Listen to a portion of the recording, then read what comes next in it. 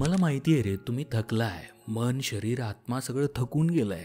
कधी कधी असं वाटतं ना की आता काहीच शिल्लक नाही आहे माझ्यात. प्रत्येक सकाळी उठतो पण आतून काहीतरी संपल्यासारखं वाटतं. तुम्ही प्रयत्न रोज करताय, हसताय, बोलताय, लोकांमध्ये मिसळताय आणि लोक काय बघतात? तुमचं खोटं हसणं. त्यांना वाटतं सगळं ठीक आहे तुमच्या आयुष्यात. कुणालाच कल्पना नाही की त्या हसऱ्या चेहऱ्यामागे तुम्ही किती वेळा रडलाय. लोक म्हणतात तो किती नशिबवान आहे, ती किती नशिबवान आहे. पण त्यांनी कधी विचारलं नाही खरंच खुश आहेस का? आणि तू सांगूही शकत नाहीस, कारण एकदा सांगितलं तर जग म्हणेल की याला सिंपत्ती हवी आहे.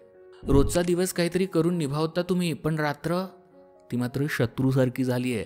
एकटेपणाचं ओझं घेऊन ती प्रत्येक रात्री तुम्हाला पुन्हा मोडतीये. आणि तरीही सकाळी तू पुन्हा तयार होतोस त्या खोट्या हसऱ्या मुखवट्यासह.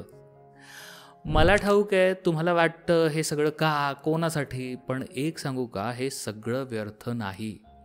कधीतरी कुठेतरी हाच संघर्ष तुम्हाला अर्थ देणार आहे, तुमच्या आयुष्याला अर्थ देणार आहे. आपण दोघे एकमेकांना ओळखतही नाही आहोत, पण तुझं दुःख ओळखीचं वाटतं मला. मीही असाच चाललोय, थकतो अनेकदा पण थांबत नाही. मग तूही थांबू नकोस.